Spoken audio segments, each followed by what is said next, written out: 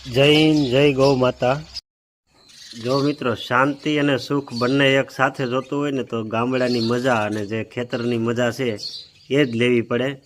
અને જે વાહનોનું ઘોંઘાટ અને પ્રદૂષણ છે એનાથી દૂર જઈને ખેતરનો એકાંત માણવું પડે તો ખરેખર જે પ્રકૃતિની મજા છે એ માણી શકાય। અહીં આલારામની પણ જરૂર ના પડે।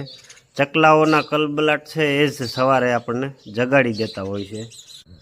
સવારે ઉઠીએ અને પહેલી નજર તમને પ્રકૃતિ ઉપર પડે અને જે પશુ પક્ષીઓ ઉપર પડે અને જે કુદરતી દરેક વસ્તુ જોવા મળે એ જ સાચું ટૂંકમાં પ્રકૃતિની દેન છે।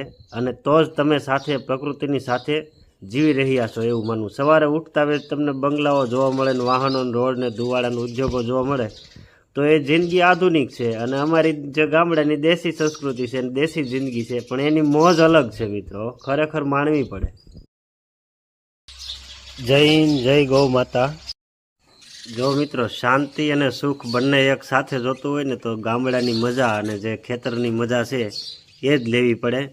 અને જે વાહનોનું ઘોંઘાટ અને પ્રદૂષણ છે એનાથી દૂર જઈને ખેતરનો એકાંત માણવું પડે તો ખરેખર જે પ્રકૃતિની મજા છે એ માણી શકાય।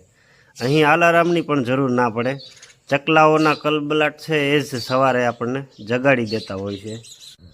સવારે ઉઠીએ અને પહેલી નજર તમને પ્રકૃતિ ઉપર પડે અને જે પશુ પક્ષીઓ ઉપર પડે અને જે કુદરતી દરેક વસ્તુ જોવા મળે એ જ સાચું ટૂંકમાં પ્રકૃતિની દેન છે। અને તો જ તમે સાથે પ્રકૃતિની સાથે જીવી રહ્યા છો એવું માનવું। સવારે ઉઠતા વેત તમને બંગલાઓ જોવા મળે ને વાહનો રોડ ને ધુવાડાના ઉદ્યોગો જોવા મળે તો એ જિંદગી આધુનિક છે। અને અમારી જે ગામડાની દેશી સંસ્કૃતિ છે ને દેશી જિંદગી છે પણ એની મોજ અલગ છે મિત્રો, ખરેખર।